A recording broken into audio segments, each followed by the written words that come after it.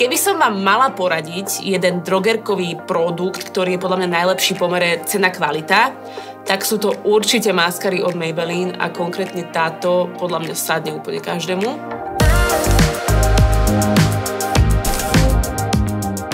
Ahojte všetci, vítam vás pri tomto Get Ready With Me a rovno sa môžeme spolu namalovať. Poďme na to.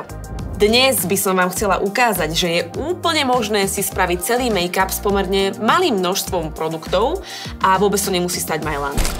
Použijem tento Fit Me, ktorý sa dá aj krásne vrstviť, ale mne bude stačiť úplne jedna vrstva. Najprv si ho takto prstom nanesiem všade, kde s ním budem chcieť pracovať. A následne si vezmem blender alebo štetec, ako si zvyknutá, a rozblendujem. Všimnite si pohyb, ktorý robím. Vôbec neťahám, ale ťupkám.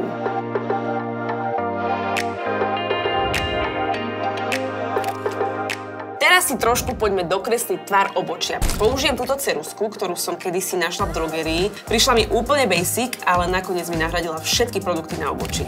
Poďme na to. Najskôr si ho vyčešeme. Jedno, druhé a dokreslíme. Inak neviem ako vy, ale ja nikdy neodídem z drogerie na prázdno. Moja guilty pleasure sú všetky možné oleje na pery, lesky, rúže, všetko, čo sa patlá na pery. Priateľ má radosť.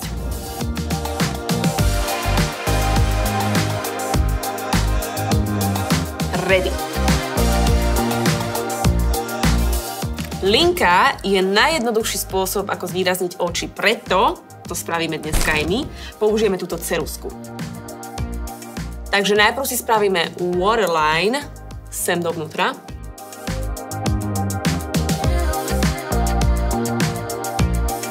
OK, a teraz na vonkajšej strane.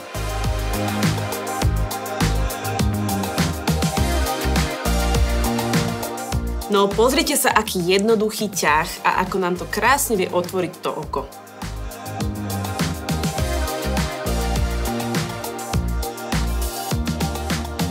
Linka sa dá spraviť na mnoho štýlov, ale treba si nájsť ten svoj. Mne sa toto veľmi páči. Takáto linka samotná môže niekedy podľa mňa vyzerať trošku divne, preto samozrejme použijeme maskaru a táto žltá kolosál je podľa mňa ikonická.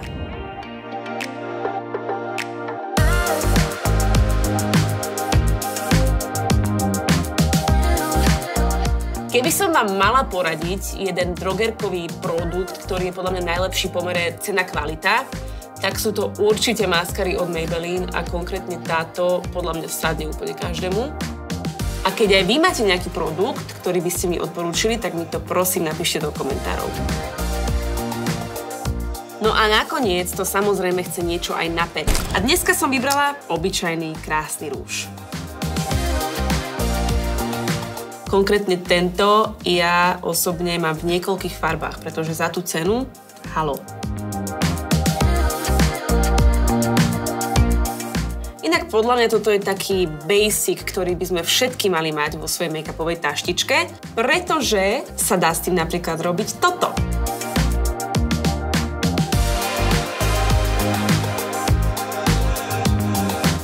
No a počas takého bežného dňa ti úplne stačí takýto krásny matný rúž hodiť do kabelky. Môžeš ho použiť či na pery, na líčka, alebo aj ako očné tiene, keď sa to hodí.